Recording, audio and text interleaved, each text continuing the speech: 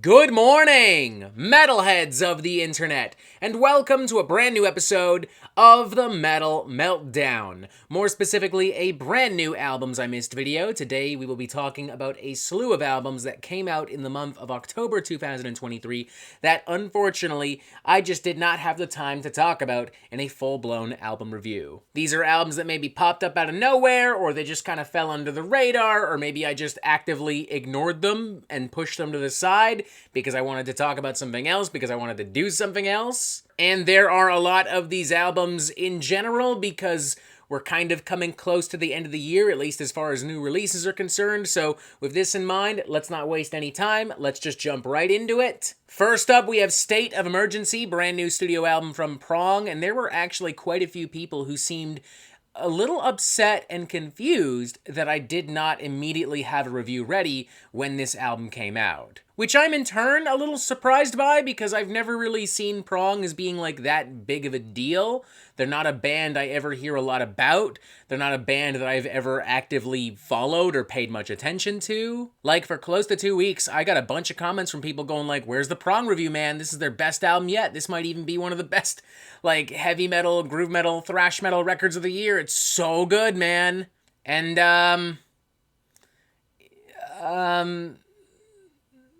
no! Respectfully. Yeah.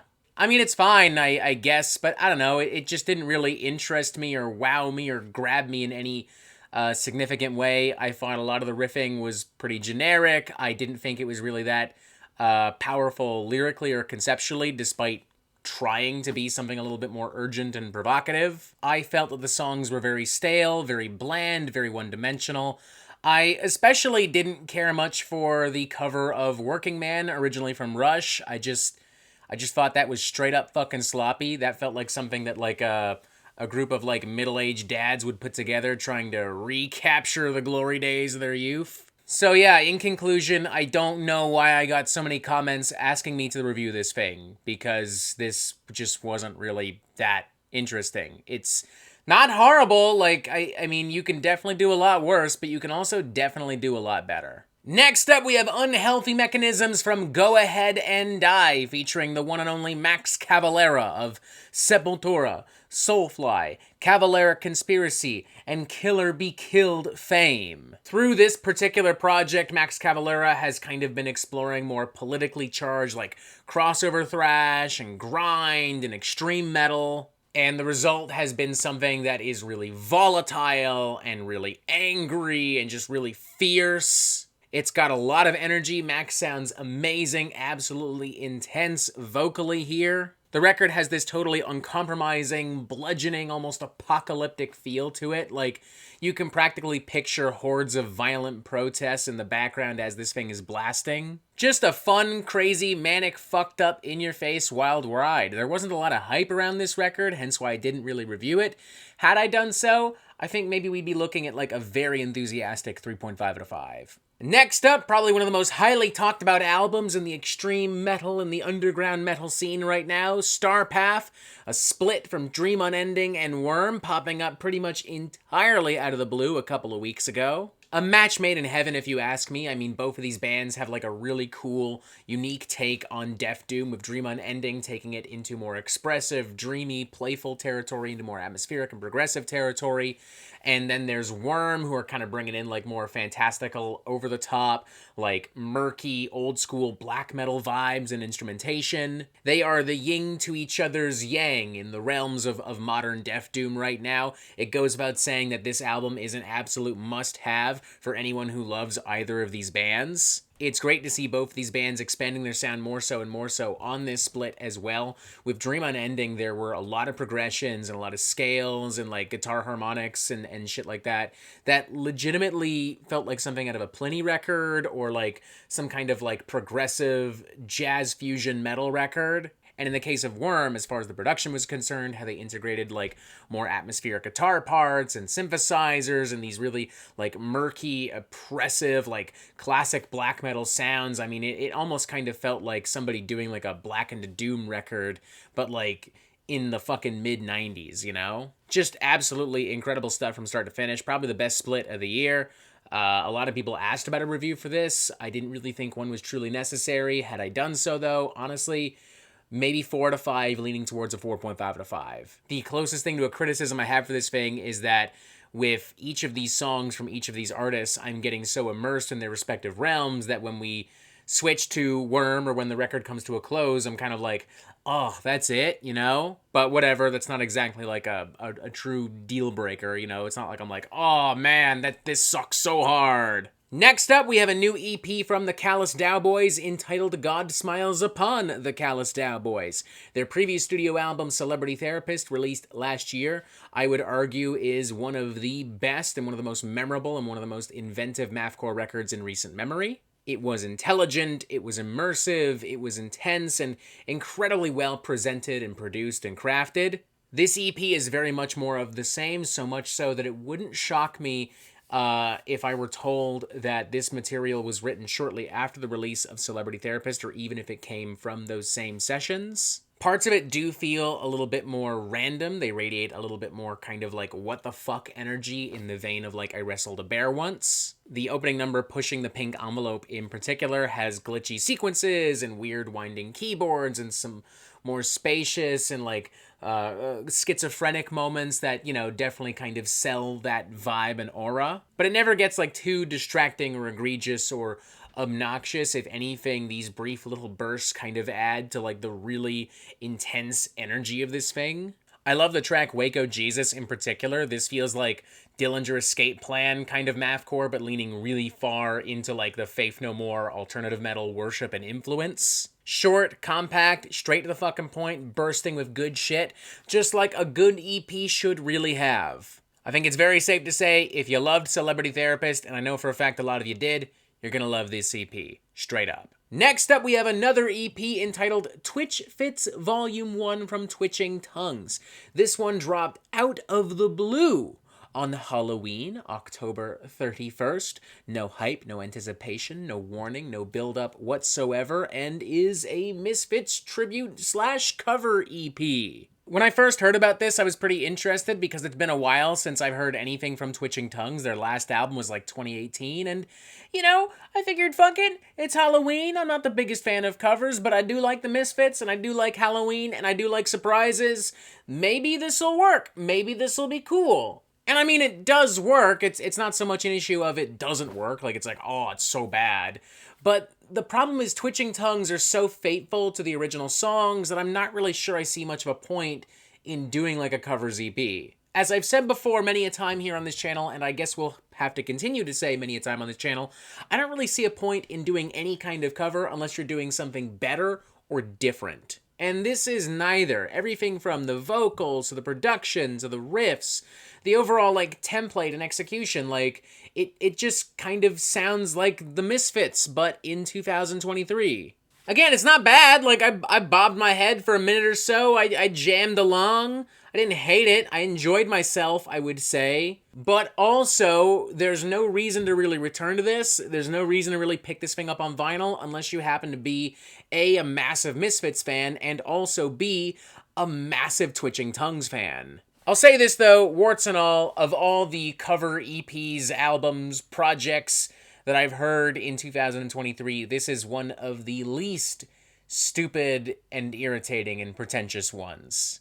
Like, I would definitely pick this any day of the fucking week over that fucking OTEP record.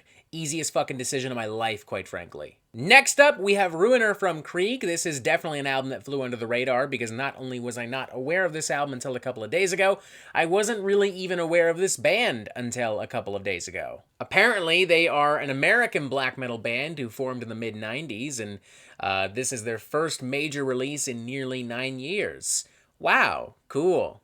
Good for them. Obviously, I cannot comment on where this stands in the Krieg discography, but I can tell you that if their previous albums are anything like this one, I probably won't be paying much attention to them in the future. This is a very simplistic, very generic, very straightforward cookie-cutter black metal record from start to finish. No twists, no turns, no punches whatsoever. By no means incompetently produced or anything like that. I was just kind of bored by this whole thing, you know? Like, it just didn't really give me anything. But if you love that old school black metal production and that old school black metal style of songwriting and songcraft, I think you're gonna dig this. It's got all the demon-esque shrieks and squeals and all the tremolo riffs and blast beats and all the mysterious, murky, spooky sections that you could possibly want. It's not my cup of tea whatsoever, but I guess I'm also not, like, upset or annoyed that I fucking listened to it. It was an album. I hope you get more enjoyment out of it than I did, and you probably will because you're not a pretentious, awful piece of crap like me. I mean, I don't think I'm that, but I know that, like, the hardcore black metal nerds that do love this stuff will say that, so it's easier if I just say that right now. You know? Cut them to the chase. Next up, we have In But Not Of, the latest studio album from Afterbirth, and goddamn, this is a much more technical and expansive record than what I expected from Afterbirth. I'm gonna just say that right off the bat. Way more crazy, way more experimental, way more progressive. Like, it still retains, like, that brutal death metal production and, like, those deep, bellowing, like, brutal death metal vocals, but also it has a lot of, like, zany, jagged, schizophrenic, angular riffs and rhythms and passages and grooves that wouldn't be out of place on a Voivod record. It's quite dense and quite expansive, and, you know, everything is pretty heavily layered with a lot of dynamics, almost like an Artificial Brain record. There's a lot of that same kind of insanity and wankery that I expect from, like, a modern tech death record, but it's not quite as show-offy. There's a little bit more nuance to it. And there are some, like, big-time, like, left-field fucking turns here and there. For instance, the title track, In But Not Of, is a mostly instrumental, slow-building, slow-burning, kind of, like, post-rock, prog-rock hybrid. And Devils with Dead Eyes throws in some more high-octane, like, guitar pyrotechnics and, like, gallops and twin guitar leads that truthfully wouldn't be out of place on a Mutoid Man record. There are some little bumps in the road here and there, some little sections that don't make sense, and if we're being honest, I'm not huge on Will Smith's, like, really, like, deep, gurgling vocals. It just consistently sounds like he's got a tummy ache, and I don't know, man, with the music being so progressive and so experimental, I wouldn't mind a more dynamic vocal performance. But all things considered, I mean, mad props, Afterbirth. I did not think you had this in you. This has me genuinely really excited for what y'all would do next. Like, honest to fucking God. Next up, we have Global Worming from Endseeker, and I don't really have a lot to say about this one at all. Very straightforward, meat and potatoes death metal. It's crusty, it pounds, it pummels, it gets the job done. I don't think there's a single, like, original thought or idea here whatsoever.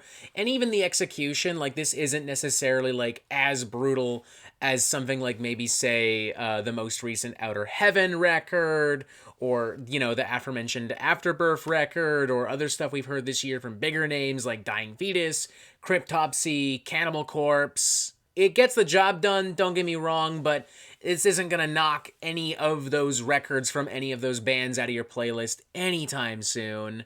Next up, we have Finitude from Stortregn. I doubt I'm pronouncing that correctly. Here's what I am sure of, though. This album's pretty fucking cool. A much more versatile, epic, dynamic, and adventurous record than 2021's Impermanence from start to finish, blending, like, progressive death and technical death metal with melodic black metal. One minute you have some full-blown, like, prog wizardry blending and transitioning into some more epic, shimmering, sparkling, like, classic heavy metal thunder. I almost feel like I'm listening to an eagle soar over top a beautiful mountain as lightning strikes down from the sky.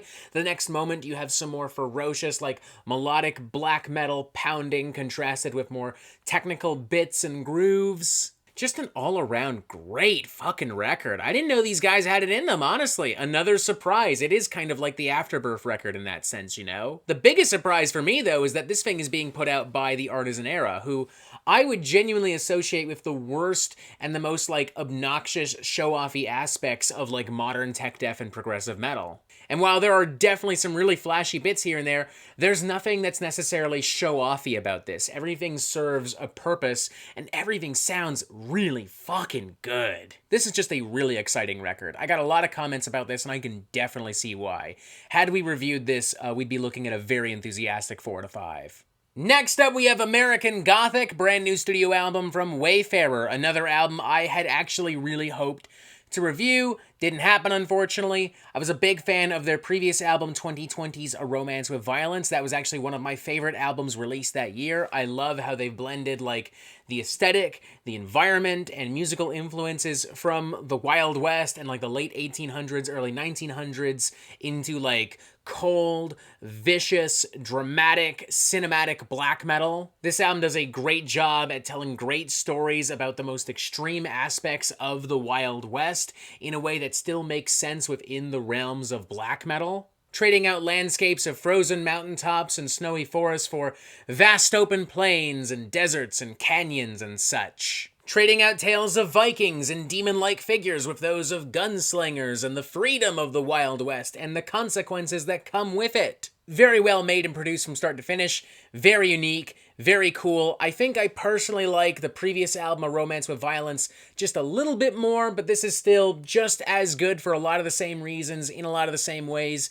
I think I would give this a solid 4 to 5. Next up, we have Reverie of the Malignant, sophomore studio album from Cult Burial. I was a fan of their self-titled album released back in 2020. This album here is blending like doom metal, post-metal, black metal, and death metal into something very oppressive and atmospheric and crushing. It's interesting because you'll have these crippling grooves combined with some more moody kind of like soundscapes and atmospheric elements, and then like these like towering, monstrous, like extreme metal vocals. And I guess in this scenario, I'm like trapped in a corner and I'm stuck and I kind of have to either accept my fate or suddenly learn how to climb the wall as if I'm fucking Spider-Man. I think this album is at its best when it leans into some of those more mournful, like post-metal, doom metal, gothic metal kind of vibes and elements. Like, I think that's where it creates something like really powerful. But there's no denying that like the black metal, death metal stuff, like that's where so much of the heft and weight comes from still.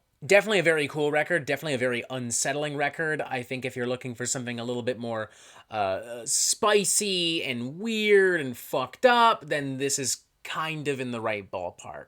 Next up, we have Gowanus Death Stomp from Gravesend, and holy shit, what an absolutely brutal fucking display. Brutal musically because, Jesus Christ, these riffs, these beats, these grooves, god damn. It just goes insanely hard, and it's so cutthroat, and it's so raw, and so in your face. But also, like, lyrically and conceptually, this thing is really brutal.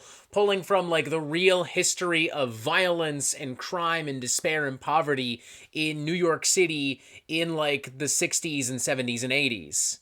It essentially turns an era of violence and misery into some of the most violent and miserable death metal you've heard this year. The way that it grinds down, the way that it hisses and snarls at you with static and feedback and like noisy bits, the way that vocals like roar and scream and like declare themselves at you. It's bleak and it's powerful and it's just insanely fucking heavy. If this isn't already on your 2023 death metal playlist, change that fucking immediately. And finally, we have Errors from Capra. This is their sophomore studio album. I enjoyed their debut, In Transmission, released back in 2021. With this album, we're leaning a little bit more into like full-on hardcore than we are metal, but it remains a pretty visceral and nasty record. I like how lyrically the album tackles abuse and trauma and mental illness. I like that it's musically also leaning more so into hardcore because I feel like this very angry, like, metallic hardcore sound just benefits a lot of these, like, concepts very nicely. Like, Capra consistently sounds like they are, like, desperate and in agonizing pain and just looking for some kind of, like, relief and satisfaction. There's a lot of anger and misery consistently communicated. I do like that they'll bring in, like some thrashy bits and some more metal riffs here and there to really kind of drive the point home and to really kind of hammer these moments in. It's a pretty short record at 31 minutes long, but it does everything that I think it needs to do and wants to do effectively within that time. Not much more to say, really, just like really introspective, powerful, like hardcore punk, metallic hardcore with a bit of a metal edge to it, a little bit of a metal angst to it. Check it out. And that is it for the Metal Meltdown. Those are all of the albums that I feel I missed in the month of October 2023. Obviously, there's bound to be at least something else I have missed. If that is the case, which it will be, feel free to let me know in the comments below. Feel free to tell me what other albums I should be on the lookout for, what other albums I should be listening to. Press this button right here to subscribe so you get updates on the Metal Meltdown fucking immediately. Look, there's even more videos here. That's so crazy and weird and wild. Pick up some merch on Redbubble if you haven't already. Join us on Discord if you haven't already. And as always, you have yourself a fantastic fucking day.